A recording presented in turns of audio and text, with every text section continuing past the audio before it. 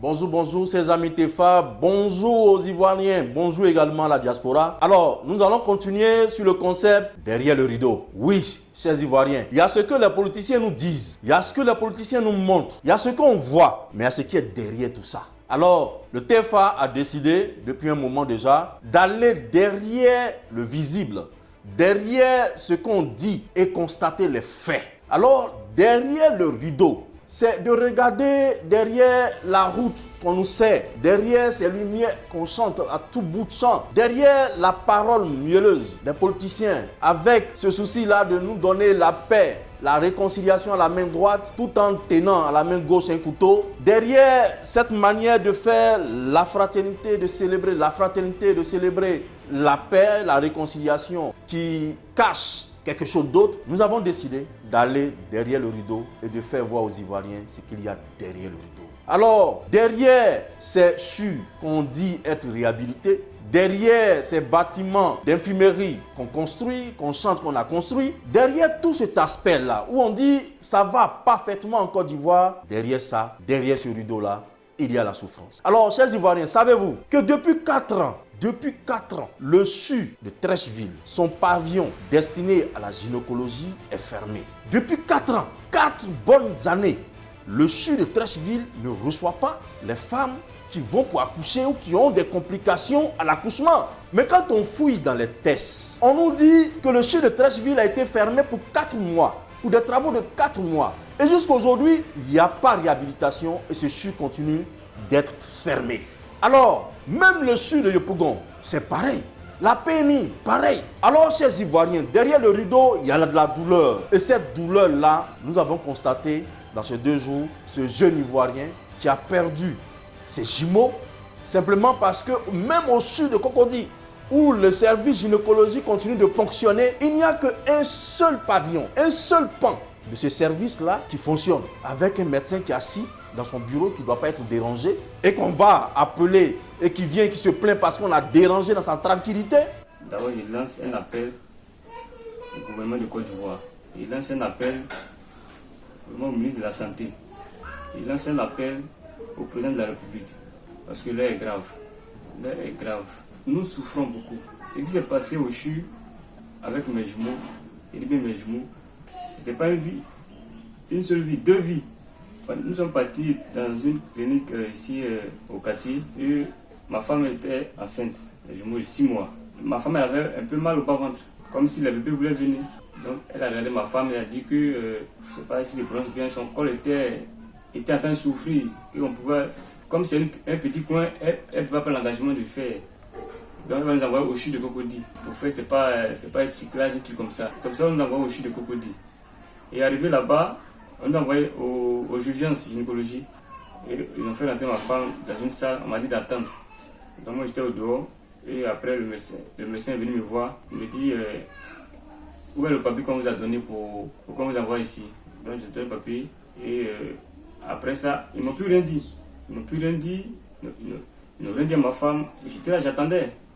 Parce qu'après analyse, ils viennent vers moi pour m'expliquer: ah monsieur, voici le cas de votre femme, voici où c'est arrivé, qu'est-ce qu'on peut faire. Et ensemble, moi, l'homme, c'est à moi de dire: ok, où c'est arrivé là, faites passer l'enfant, ou bien faites ça, ou bien est-ce que vous pouvez, il y a une occasion pour freiner la grossesse. Ils ne m'ont pas demandé tout ça. J'étais assis là-bas à la salle d'attente, ma femme m'appelle. Elle me dit: on m'a mis sur perfusion. Il dit: ah, Dieu merci. Pour moi, c'était pour calmer la douleur, puisqu'elle avait un peu mal au bas-ventre. Il dit: ah, Dieu merci. Déjà, ce qu'ils ont mis là, c'était pour faire passer les enfants. Sans mon consentement, c'était pour faire passer les enfants.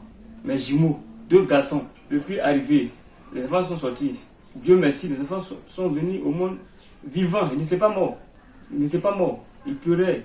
Donc là, ils avaient besoin d'oxygène et de couveuse. Et la sage-femme envoie les enfants à la salle d'accouchement. Elle me dit qu'on appelle le pédiatre, il ne décoche pas. Que c'est le pédiatre qui doit venir faire les analyses. Après l'analyse, pour voir s'il y a oxygène ou bien couveuse. Il dit: mais si ça ne passe pas, on fait comment? Elle me dit: ah, il ne sait pas, tu attends l'heure à laquelle il va venir. Il dit: non, moi je suis un peu en détresse. Il a vu le vigile qui était à côté. Il demande au vigile: monsieur, s'il vous plaît, vous pouvez me montrer le bureau du pédiatre. C'est comme ça, le vigile me dit: monte au 5e, docteur Sanogo. Et je monte, je tape, Le monsieur vient, il dit, il y a quoi? Il dit, ah, docteur, sauvez-moi. Il dit, on rentre pas ici. Il dit, docteur, pardonnez, là où je suis là. Moi, il ne sait pas qu'on ne monte pas ici. Mais là, mes enfants sont en bas. Ils disent que vous appelez, vous ne dégagez pas. Il dit, mais on t'a dit que je suis en haut là, je suis en train de m'amuser. Je n'ai pas dit que vous vous amusez, mais là, mes enfants sont là. Ils ont besoin de vous rapidement pour faire des examens, pour qu'ils soient sous oxygène. Le docteur est fâché, il a commencé à m'engueuler. Pourquoi je suis monté? C'est ça qui était son problème. Pourquoi je suis monté? Qui m'a laissé monter? Il va m'attendre. Il descend et il va vraiment bavarder sur les filles de salle. Et il y a une fille de salle qui vient vers moi. Elle aussi énervée parce que son patron a bavardé sur elle. Elle vient me dire, monsieur, pourquoi vous êtes monté? Il dit, mais attends, le problème c'est quoi? Le problème c'est quoi? C'est sauver mes enfants ou bien c'est pourquoi je suis monté? Elle me dit, d'ailleurs même là, ton enfant, il y a un qui est mort. Il faut attendre, deuxième va mourir. Vous allez partir avec eux. Elle m'a lancé ça. Ça veut dire qu'il ne savait pas qu'elle allait me dire ça, sinon il allait enregistrer ça. Il ne savait pas qu'elle allait me faire ça. Elle a quitté, elle n'est pas dit. Alors, derrière le rideau de ce qu'on nous donne, ce qu'on nous dit, il y a la souffrance.